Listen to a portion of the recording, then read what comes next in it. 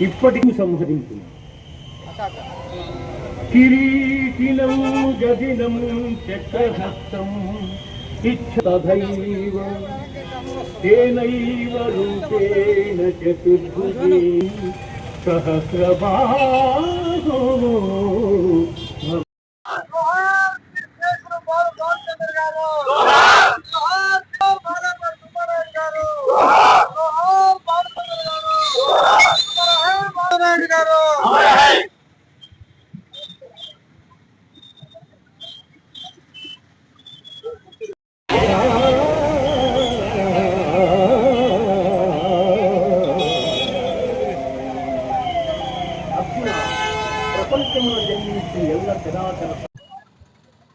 కావలి నియోజకవర్గ ఇన్ఛార్జిగా 2022 సంవత్సరం నుంచి 2024 సంవత్సరం వరకు కావలి నియోజకవర్గాల్లో పనిచేసి అందరి అందుబాటులో ఉంటూ పార్టీని బలోపేతం చేసే దాంట్లో ఎక్కువగా కృషి చేస్తున్నటువంటి మాలేపాటి సుబ్బానాయుడు గారి అకాల మరణం కావలి నియోజకవర్గం అదేవిధంగా జిల్లాలో తెలుగుదేశం పార్టీకి ఒక తీరని లోటు. వారి మరణం తెలుగుదేశం కార్యకర్తలందరినీ కూడా కలిసి వేసింది.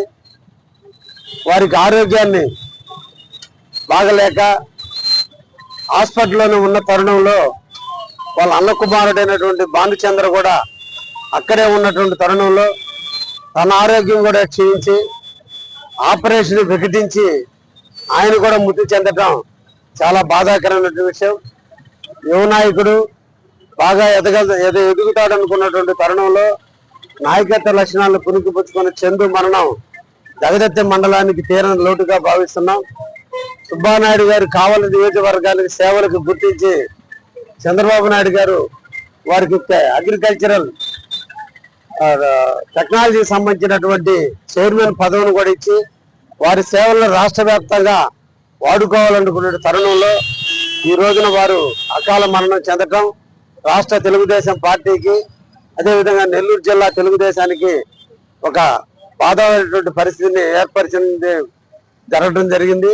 ఈ సందర్భంగా వారి ఆత్మశాంతి చేకూరాలని ఆ కుటుంబానికి మనోధైర్యాన్ని ఇవ్వాలని ఆ ఇద్దరిని కోల్పోయినటువంటి ఆ కుటుంబానికి అండగా తెలుగుదేశం పార్టీ ముఖ్యమంత్రి చంద్రబాబు నాయుడు గారు యువ నాయకుడు లోకేష్ బాబు గారు నెల్లూరు జిల్లా తెలుగుదేశం పార్టీ అండగా ఉంటుందని ఈ సందర్భంగా ఆ కుటుంబానికి ప్రగాఢమైన సానుభూతిని తెలియజేస్తూ ఉన్నాం.